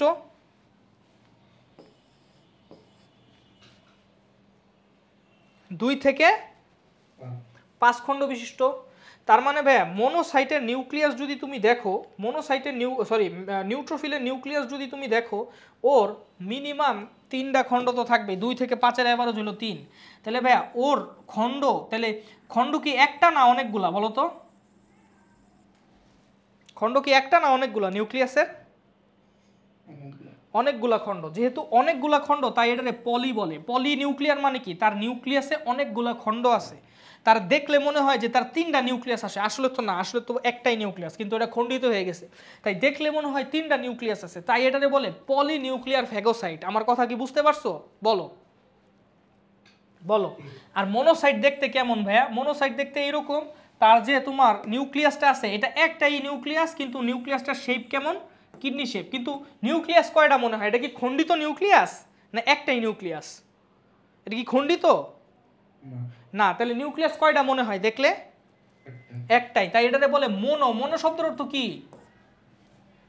এক। তাহলে দেখো মনোনিউক্লিয়ার ফ্যাগোসাইট মানে কি, এই এক নিউক্লিয়াস বিশিষ্ট ফ্যাগোসাইট। পলিনিউক্লিয়ার ফ্যাগোসাইট মানে হইল একাধিক খণ্ড নিউক্লিয়াস বিশিষ্ট ফ্যাগোসাইট। কথা কি বুঝতে পারছো এটা? বলো, দুইটার মধ্যে পার্থক্য আছে, বলবে যে পলিনিউক্লিয়ার ফ্যাগোসাইট আর মনোনিউক্লিয়ার ফ্যাগোসাইটের মধ্যে পার্থক্য কি বলো, ঠিক আছে? পার্থক্য আছে। দেখো ভাইয়া, এখন আসো নিউট্রোফিল আর ম্যাক্রোফেজ নিয়ে কথা বলি। দেখো ভাইয়া, নিউট্রোফিল আর ম্যাক্রোফেজ দুইজনই ফ্যাগোসাইটোসিস করে, দুইজনেরই অ্যামিবয়েড মুভমেন্ট আছে। অ্যামিবয়েড মুভমেন্ট মানে কি জানো? এই যে ভাইয়া, ও যে কেমোট্যাক্সিস প্রক্রিয়ায় এই জায়গা থেকে এই জায়গায় আসবে, কেমনে আসবে?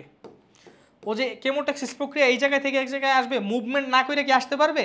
আসতে পারবে না। তাহলে ও তো এরকম মাকড়সার মতো হাত থাকে না ভাইয়া, এই মাকড়সার মতো হাতগুলো দিয়ে ওই যে এইভাবে এইভাবে আস্তে আস্তে মুভমেন্ট করে। কথা বুঝতে পারছো? এটারে বলে অ্যামিবয়েড মুভমেন্ট। কথা বুঝতে পারছো? অ্যামিবার মতো চলন, কথা বুঝতে পারছো? অ্যামিবয়েড মুভমেন্ট বলে। তো দুইজনই পারে, চলতে হইলে তো তার অ্যামিবয়েড মুভমেন্টই লাগবে। আচ্ছা ভাইয়া, যেহেতু সে মুভমেন্ট করে, নিশ্চয়ই তার মুভমেন্টের একটা স্পিড আছে নাকি নাই বলো? মানে সে যে গতি, মানে এই যে মুভমেন্ট যে করলো এইখান থেকে এইখানে পৌঁছাইলো, নিশ্চয়ই একটা গতিতে পৌঁছাইছে নাকি না? একটা বেগে পৌঁছাইছে নাকি? তাহলে বেগটা কত, ভেলোসিটিটা কত ভাইয়া? ভেলোসিটি দুইজনের সেম, সেটা মনে রাখবা 40 মাইক্রোমিটার পার মিনিট। এটা হলো তাদের দুইজনের ভেলোসিটি। এই ভেলোসিটিতেই তারা দুইজন মুভ করে, এইটা দুইজনের সেম। আর কি কি দুইজনের সেম জানো? দুইজনের আয়ুষ্কাল সেম।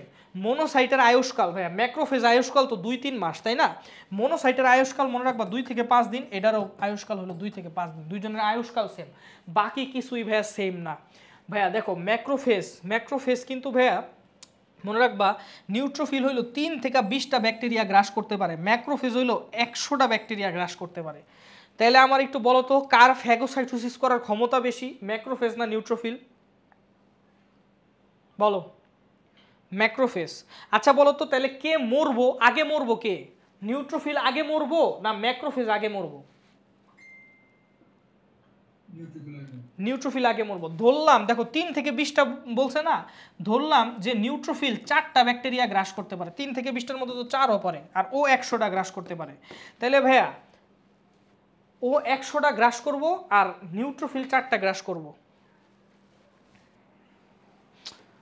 সো ভাইয়া, যেটা বলতেছিলাম, ঠিক আছে, নিউট্রোফিল ধরো 4টা ব্যাকটেরিয়া গ্রাস করতেছে, ম্যাক্রোফেজ কয়টা গ্রাস করতেছে? 100টা গ্রাস করতেছে। তাহলে বলো, বাই দ্য টাইম একটা ম্যাক্রোফেজ মরবো, তত টাইমে কয়টা নিউট্রোফিল মরবো বলো তো? ধরো ও 100টা ব্যাকটেরিয়া গ্রাস করে মারা গেল, তাহলে ওর বডি কাউন্ট হইলো 100, আর হইলো ও মরছে হইলো একটা। আর নিউট্রোফিলের 100টা ব্যাকটেরিয়া গ্রাস করার জন্য কয়টা নিউট্রোফিল মারা যাবে ভাইয়া? 25টা না? আমার কথা কি বুঝতে পারছো? তাহলে ভাই, কে তাড়াতাড়ি মারা যায়, কে বেশি মারা যায়? নিউট্রোফিল। তোমরা কি জানো পাস চিনো? পাস মানে পুজ দেখছো কখনো? পাছায় ফোড়া হয়েছে কখনো বলো তো? অ্যাবসেস হয়েছে? বলো, হয়েছে তো, মিথ্যা কথা বলবা এখন।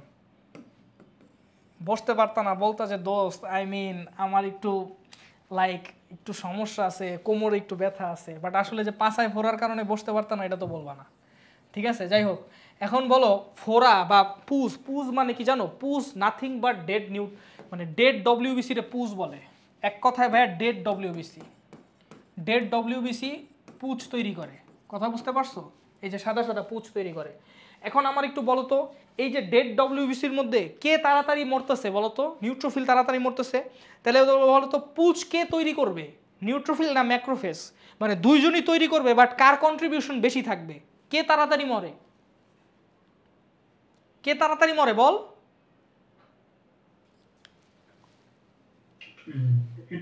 নিউট্রোফিল হলো তাড়াতাড়ি মরে, তাই নিউট্রোফিলের কন্ট্রিবিউশনটা হলো কি থাকবে? এই পুজ তৈরি করার ক্ষেত্রে বেশি থাকবে। তাহলে মনে রাখবা, নিউট্রোফিল পুজ তৈরি করে আর ম্যাক্রোফেজ পুজ তৈরি করে কিন্তু খুবই সামান্য, এটা মনে রাখবা।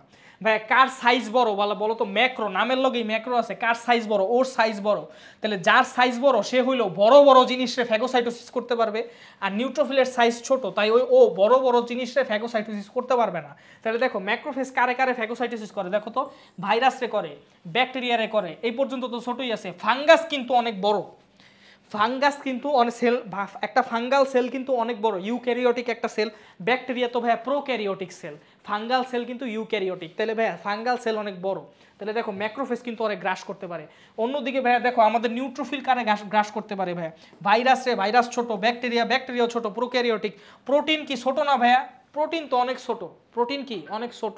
একটা সেল বড় না প্রোটিন বড়? সেলের ভিতরে প্রোটিন থাকে, তাহলে কি প্রোটিন ছোট সেল বড়? তাহলে দেখো ও কিন্তু ছোট।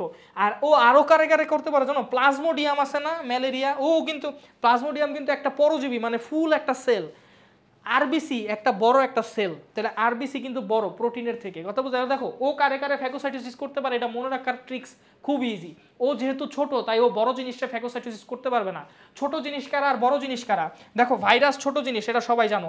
ব্যাকটেরিয়া ছোট জিনিস, কারণ কি ওটা প্রোক্যারিওটের মধ্যে নিউক্লিয়াস থাকে না, তাই ওটা ছোট জিনিস, কথা বুঝতে পারছো? আর ইউক্যারিওটিক সবাই বড়। তাহলে দেখো ভাইরাস ব্যাকটেরিয়া প্রোটিন রে করতেছে, কোনো ইউক্যারিওটিক অর্গানিজম রে নিউট্রোফিল ফ্যাগোসাইটোসিস করতে পারতেছে না। কারণ কি? কারণ হলো নিউট্রোফিলের সাইজ ছোট, ম্যাক্রোফেজ অনেক বড়, তাই ও প্রোক্যারিওটও পারে আবার ইউক্যারিওটও পারে। দেখো ফাঙ্গাস, প্লাজমোডিয়াম, আরবিসি। কথা কি বুঝতে পারছো? কথা কি বুঝতে পারছো ভাইয়া? বলো তো। মনে রাখবা নিউট্রোফিল বোন ম্যারো থেকে তৈরি হওয়ার পর 1 উইকের মধ্যে ম্যাচিউর হয়। আমাদের বডিতে কয়টা নিউট্রোফিল আছে কে বলবে আমাকে? রক্তে পড়াইছি ভাই, রক্তে পড়াইছি, কে বলবে আমাকে আমাদের বডিতে কয়টা নিউট্রোফিল আছে? আমাদের বডিতে ভাইয়া 100 বিলিয়ন নিউট্রোফিল আছে। কত বিলিয়ন ভাইয়া? 100 বিলিয়ন নিউট্রোফিল আছে। এই 100 বিলিয়ন নিউট্রোফিলের মধ্যে 50 বিলিয়ন হইল টিস্যু স্পেসে থাকে, অর্থাৎ ওই যে ডায়াবেটিস প্রক্রিয়ায় বাইরে এখানে ফাইট করতে থাকে। 50 বিলিয়ন নিউট্রোফিল কই থাকে ভাইয়া? এই যে ডায়াবেটিস প্রক্রিয়ায় বাইরে এই এরিয়াতে থাকে। 50 বিলিয়ন নিউট্রোফিল এইখানে থাকে, টিস্যু স্পেসে 50 বিলিয়ন থাকে। আর বাকি 50 বিলিয়ন, 100 বিলিয়নের মধ্যে বাকি 50 বিলিয়ন হলো সার্কুলেট করতে থাকে, এই যে রক্তনালীর মধ্যে সার্কুলেট করতে থাকে। বাকি 50 বিলিয়ন রক্তনালীর মধ্যে প্রবাহমান থাকে, কথা বুঝতে পারছো? বা সার্কুলেট করতে থাকে।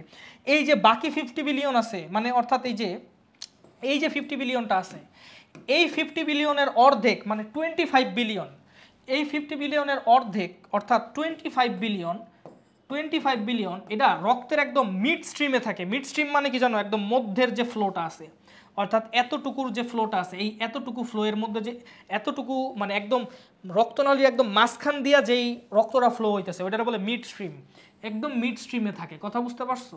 এই 50 বিলিয়ন যে রক্তনালীর মধ্যে থাকে ওইটার অর্ধেক হইলো মিড স্ট্রিমে থাকে, আর বাকি অর্ধেক হইলো পেরিফেরিতে থাকে। অর্থাৎ এই যে পেরিফেরিতে হইলো বাকি, এই যে বাকি এটা হলো পেরিফেরি মানে কি মিড স্ট্রিমের বাইরে, বাকি অর্ধেক হলো 25 বিলিয়ন এটা থাকে, কথা বুঝতে পারছো? এটা হলো তোমাদের মনে রাখতে হবে। ওকে ঠিক আছে, এবার আমরা চলে যাই। মনে হয় বই আছে, বইটা পড়ি। তার আগে ভাই আমাকে বলো, এগুলো আমরা অনেক আগে পড়াইছি। আমি বলছি যে মনোসাইট যখন রক্তনালী থেকে বের হয়ে টিস্যু স্পেসে গিয়ে স্থায়ী বাসিন্দা হয় তখন ওটাকে ম্যাক্রোফেজ বলে।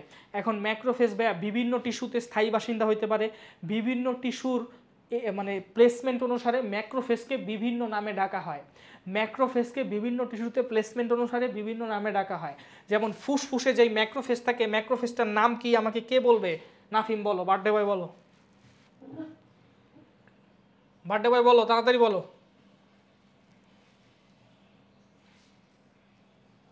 এটা পারো না?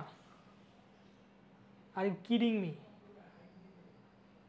ফুসফুসে যে ম্যাক্রোফেজ থাকে এটা কি বলে? কে পারবা বলো? Alveolar macrophage. কি বলে ভাইয়া? Alveolar macrophage. যকৃতের ম্যাক্রোফেজকে কি বলে বলো? আগের পড়া তো বলো। কাফার সেল। তারপরে ত্বকে যে ম্যাক্রোফেজটা থাকে, একটু আগে যেটা দেখাইছি, ত্বকের ম্যাক্রোফেজকে কি বলে? অর্থাৎ এই যে স্কিনের, এই যে স্কিনের ম্যাক্রোফেজটা, এই যে এইটা ভাইয়া, এইটা, এই যে এইটা, এইখানে এটা তো স্কিন, তাহলে এই ম্যাক্রোফেজ, এই ম্যাক্রোফেজটাকে কি বলবা? ল্যাঙ্গার। ল্যাঙ্গার কইলেই শেষ? ল্যাঙ্গার হেন্স সেল, কথা বুঝতে পারছো? বোনসের ম্যাক্রোফেজের নাম কি বলো? বলো বলো। অস্টিওক্লাস্টিক সেল, গুড। তারপরে বলো মস্তিষ্কের ম্যাক্রোফেজের নাম কি? বেটা ফ্রেশ পড়াইছি, গরম গরম বল, তোর পারতেই বেটা। হ্যাঁ ঐশী কি বলছো? গুড, মাইক্রোগ্লিয়া বলে, গুড। লিম্ফ নোডে যে ম্যাক্রোফেজ থাকে এটার নাম কি? লিম্ফ নোডে ম্যাক্রোফেজটাকে বলে ডেনড্রাইটিক সেল। এখন ভাই লিম্ফ নোড তো বডির সব জায়গায় থাকে, কথা বুঝতে পারছো? লিম্ফ নোড তো বডির সব জায়গায় থাকে, সব জায়গায় ডেনড্রাইটিক সেল থাকে, নো প্রবলেম। কিন্তু ভাইয়া যদি এই ডেনড্রাইটিক সেলটা মানে যদি এই লিম্ফ নোডটা থাইমাসে থাকে, তখন থাইমাসে যেই ডেনড্রাইটিক সেলটা থাকে ওটাকে বলে ইন্টার ডিজিটেটিং ডেনড্রাইটিক সেল। কারণ ও হলো এই যে আঙ্গুলগুলা থাইমাসের টিস্যুর মধ্যে ঢুকায় দেয়, মানে ম্যাক্রোফেজ কি, ম্যাক্রোফেজের তো এরকম মাকড়সার মতো আঙ্গুল থাকে, আঙ্গুলগুলা টিস্যুর মধ্যে ঢুকায় দেয়, তাহলে এটাকে বলে ইন্টার ডিজিটেটিং, ভিতরে ঢুকাই দিছো, কথা বুঝতে পারছো? আর কি, আর ইন্টারস্টিশিয়াল ডেনড্রাইটিক সেল থাকে লাংস, লিভার আর হার্টে, এটা মুখস্থ করবা, কথা বুঝতে পারছো? তাহলে ডেনড্রাইটিক সেল হলো লিম্ফ নোডে থাকে, প্লিহাতে থাকে লিটোরাল সেল, আর যোজক টিস্যুতে থাকে হিস্টিওসাইট, কথা বুঝতে পারছো? যোজক টিস্যুতে থাকে হিস্টিওসাইট। দেখো ভাইয়া কি লেখছে এখানে, কি লেখছে একটু পড়ো। দেহে প্রবিষ্ট রোগ জীবাণু ভক্ষণ করে, কে ভক্ষণ করে ভাইয়া, কে ভক্ষণ করে? মনোসাইট। জন্মের 2-3 দিনের মধ্যে মনোসাইট রক্ত ত্যাগ করে এখানে চলে আসে, আকারে বড় হয়, কয় গুণ বড়? 5 গুণ বড়, এদেরকে ম্যাক্রোফেজ বলে। ম্যাক্রোফেজ বিভিন্ন রকমের কোষে বিভিন্ন হয়, যকৃতের ম্যাক্রোফেজকে বলে কুফার কোষ, যোজক টিস্যুরকে বলে হিস্টিওসাইট, অ্যালভিওলার ম্যাক্রোফেজ থাকে হলো ফুসফুসে, অস্থিতে থাকে অস্টিওক্লাস্ট, বৃক্কে থাকে মেসেঞ্জিয়াল সেল, ইম্পর্টেন্ট, ব্রেইনে থাকে মাইক্রোগ্লিয়া। ম্যাক্রোফেজ দেহের মৃত কোষ, আঘাতপ্রাপ্ত কোষ ও অন্যান্য বর্জ্য ভক্ষণ করে। এগুলা মোনোকাইন্স নামক মনোসাইট থেকে যেই রাসায়নিক পদার্থ ক্ষরণ হয়, মোনোসাইট থেকে যেই রাসায়নিক পদার্থ ক্ষরণ হয় ওটা বলে মোনোকাইন্স। মোনোসাইট আর ম্যাক্রোফেজের মধ্যে কোনো পার্থক্য নাই, তাহলে ম্যাক্রোফেজও মোনোকাইন্স ক্ষরণ করবে। আচ্ছা মোনোকাইন্স ক্ষরণ করে লাভ কি আমি একটু বলি ভাই, একটু বইলা দিই। সাইটোকাইন, মোনোকাইন এগুলো ক্ষরণ করে লাভ কি আমি বলি। দেখো দেখো ভাইয়া, এই যে ম্যাক্রোফেজ এই জায়গায় আসছে, ও তো এখানে জীবাণুরে খুঁজা পাইছে, ও যখন জীবাণুরে খুঁজা পায়, যখন রিসেপ্টরে কানেক্ট হয়, জীবাণুরে যখন খুঁজে পায়, তখন সে মোনোকাইন্স ক্ষরণ করে। এই মোনোকাইন্স কি করে জানো? এই মোনোকাইন্সগুলা ছড়ায় পড়ে, ছড়ায় কি রক্তে চলে আসে, রক্তে উপস্থিত অন্যান্য যে মনোসাইট আছে, ওই মনোসাইটগুলোরেও এদিকে আসতে উদ্বুদ্ধ করে। অর্থাৎ এই মনোসাইটগুলো বুঝতে পারে, আহা মোনোকাইন্স আসতেছে, তার মানে কি এই জায়গায় মনে হয় কিছু হইতেছে, কোনো মারামারি হইতেছে, তাহলে আমার ভাইরে গিয়া বাঁচাই, কথা বুঝতে পারছো? তখন এই মনোসাইটও এইখান থেকে আইসা এখানে, তাহলে মনোসাইট কি করে, মোনোকাইন্স কি করে, মোনোকাইন্স অন্য মনোসাইটগুলাকে এই প্লেসে আসতে হলো আকৃষ্ট করে। ম্যাক্রোফেজ মোনোকাইন্স ক্ষরণ করে, মোনোসাইটটা এই দিকে আনে, কথা বুঝতে পারছো? যাতে আরও ম্যাক্রোফেজ এইখানে আসে এবং ফ্যাগোসাইটোসিসটা আরও ইফেক্টিভলি হয়। যত বেশি ম্যাক্রোফেজ অত বেশি ফ্যাগোসাইটোসিস। আই হোপ তুমি বুঝতে পারছো, ঠিক আছে, গুড। আমি পড়াম আর বুঝতে পারবো না, এটা তো হইতে পারে না, তাই না? সম্ভব না তো।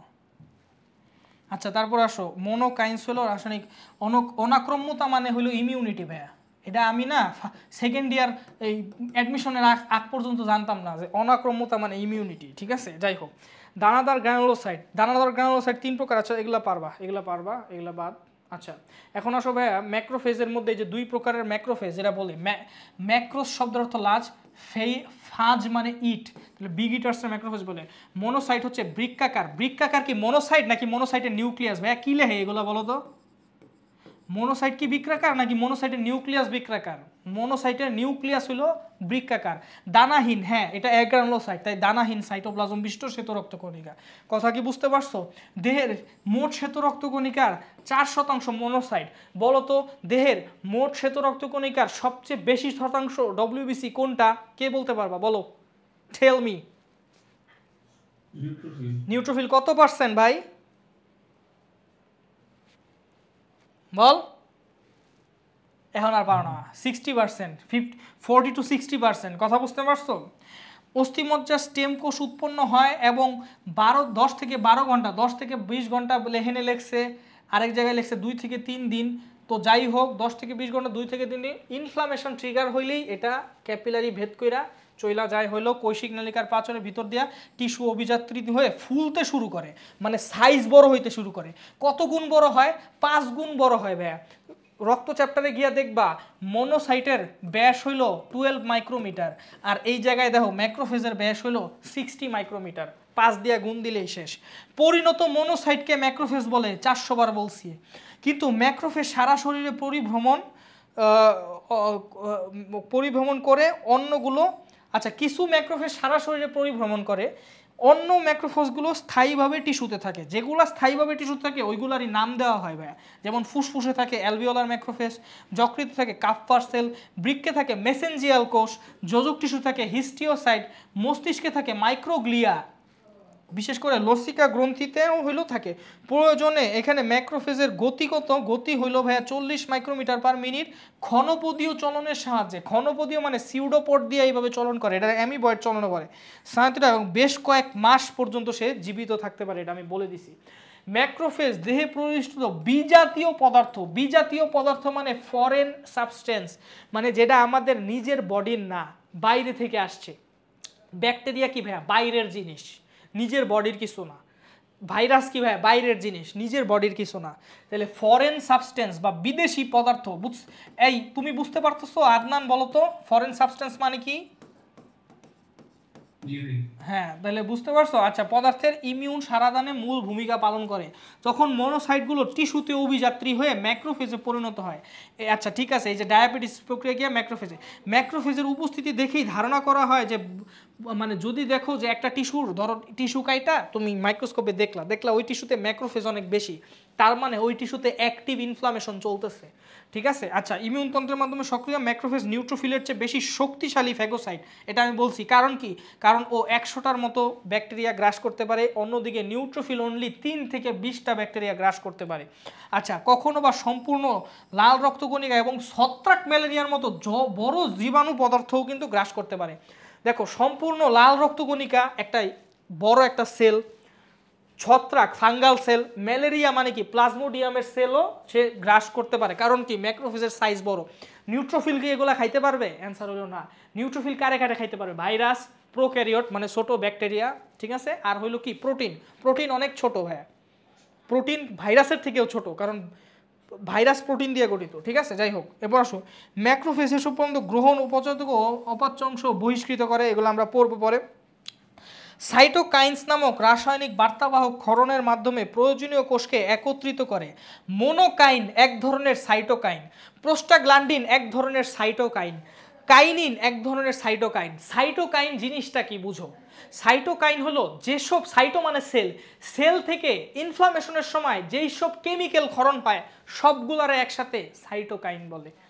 ঠিক আছে, ওকে ফাইন। নিউট্রোফিল ভাইয়া, নিউট্রোফিল হইল 12 মাইক্রোমিটার, 2 থেকে 5 খণ্ড বিশিষ্ট নিউক্লিয়াস, এটা আমরা জানি।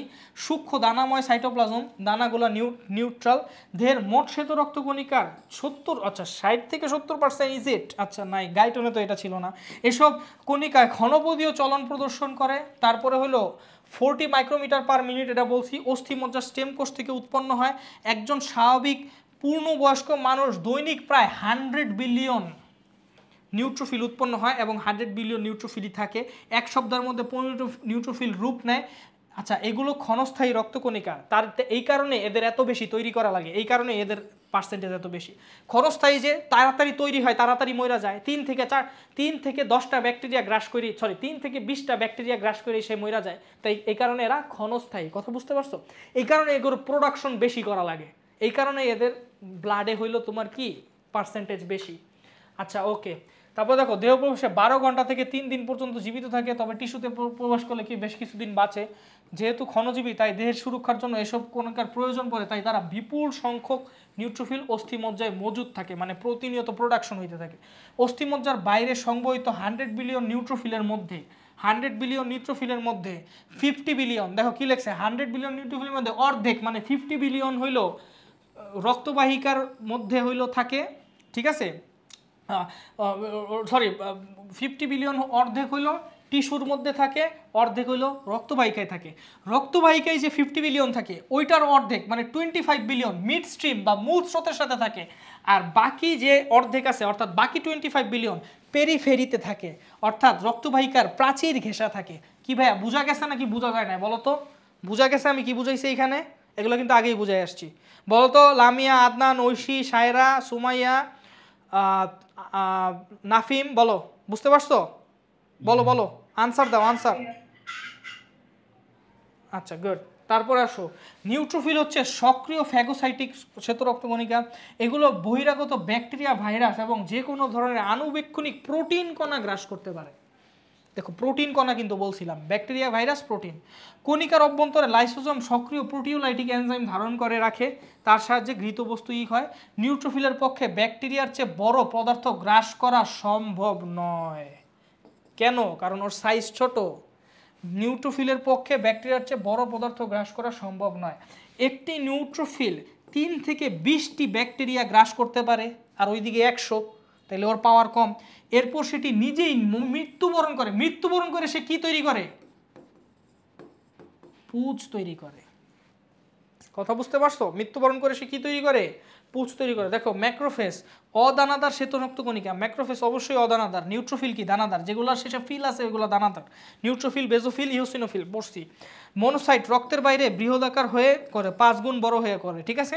নিউট্রোফিল কোনো রক্তকণিকার পরিবর্তিত রূপ নয়, কিন্তু ম্যাক্রোফেজ হইল মনোসাইটের পরিণত রূপ, ঠিক আছে। ওকে, বি লিম্ফোসাইট ও টি লিম্ফোসাইটকে উদ্বুদ্ধ করে, এটা আমরা পড়বো সামনে, আমরা ম্যাথমেটিক্যাল জিনিসপত্র পড়বো। এটা বি লিম্ফোসাইট টি লিম্ফোসাইট কিছুতেই উদ্বুদ্ধ করে না, ঠিক আছে। সাধারণত দুটি প্রক্রিয়ায় জীবাণু ধ্বংস করে, একটা লেখছে ফ্যাগোসাইটোসিস আর একটা লেখছে ভৌত প্রক্রিয়া। ভাইয়া ফ্যাগোসাইটোসিস ইটসেলফ একটা ফিজিওকেমিক্যাল প্রসেস। এই যে দেখো আমি ব্যাকটেরিয়ারে এমনি ঘিরা ধরলাম, এটা কি ফিজিক্যাল চলন। আর ব্যাকটেরিয়ারে এনজাইম ক্ষরণ করে মারলাম, এনজাইম একটা কেমিক্যাল, এটারে বলে কেমিক্যাল প্রসেস। তাহলে ফ্যাগোসাইটোসিস কি হয়? আমি আগে ব্যাকটেরিয়া এনগালফ করে ভিতরে ঢুকাই, তারপরে লাইসোজোমের কেমিক্যাল ক্ষরণ করে ওরে বিদীর্ণ করি, তাই না? তো ফ্যাগোসাইটোসিস ইটসেলফ একটা ফিজিওকেমিক্যাল, মানে এটা ভৌত প্লাস রাসায়নিক প্রক্রিয়া। ফ্যাগোসাইটোসিসের যে এই যে এনগালফ কইরা ভিতরে নেওয়া, এটারে বলে ভৌত প্রক্রিয়া। কথা বুঝতে পারছো? তারপরে লাইসোজোমের এনজাইম ক্ষরণ করে ব্যাকটেরিয়াটারে মারা, এটারে বলে কেমিক্যাল প্রক্রিয়া। বুঝতে পারছো? না বুঝলে সমস্যা নাই, ফ্যাগোসাইটোসিস আমরা পড়াবো। এরপরের টপিক ফ্যাগোসাইটোসিস, আজকে পড়াবো না, নেক্সট ক্লাসে পড়াবো। সাধারণত 3টি প্রক্রিয়া জীবাণু ধ্বংস করে থাকে। ফ্যাগোসাইটোসিস প্রক্রিয়ায় প্রোটিওলাইটিক এনজাইম, এটা বেশি, এটা বাইরে, মানে ধরো সাপোজ এটা একটা নিউট্রোফাইল, এখানে বাইরে জীবাণু আছে, ও কি করতে পারে জানো? প্রোটিওলাইটিক এনজাইম এই বাইরে এটার উপরে থ্রো করতে পারে। প্রোটিওলাইটিক এনজাইম কিন্তু নিউট্রোফিল উপরে থ্রো করতে পারে। এটা আসলে প্রোটিওলাইটিক এনজাইম থ্রো করে না, রিঅ্যাক্টিভ অক্সিজেন স্পিসি থ্রো করে। মানে মেইন কথা, এটা এক্সট্রা সেলুলার ডাইজেশনও করতে পারে, নট অনলি ভিতরে নিয়ে এনগালফ করে করা লাগবে। কথা বুঝতে পারছো? সো ওইটাই মেবি বলছে এনজাইম দিয়ে। এবং ভৌত প্রক্রিয়া, ভৌত প্রক্রিয়া মানে কি? ওই যে ফ্যাগোসাইটোসিসের যে এনগালফমেন্ট প্রসেসটা, ওইটাই হলো ভৌত প্রক্রিয়া। তাহলে ভাই এই পর্যন্ত ফ্যাগোসাইটোসিসের আগ পর্যন্ত হইলো তোমাদের পড়া থাকবে। তোমাদের কাজ খুবই সিম্পল। এই ক্লাসটা শেষ করার পর এখন থেকে আধা ঘন্টা জাস্ট স্লাইডের আজমলের বই আর স্লাইডটা একটু দেখবা, আর আধা ঘন্টা জাস্ট স্লাইড রিডিং দিবা। আমার কথা বুঝতে পারছো? স্লাইড আমি এখনই পাঠাই দিয়েছি, আধা ঘন্টা পড়বা, পড়া আর লাগবো না বলতেছি। আল্লাহ হাফেজ।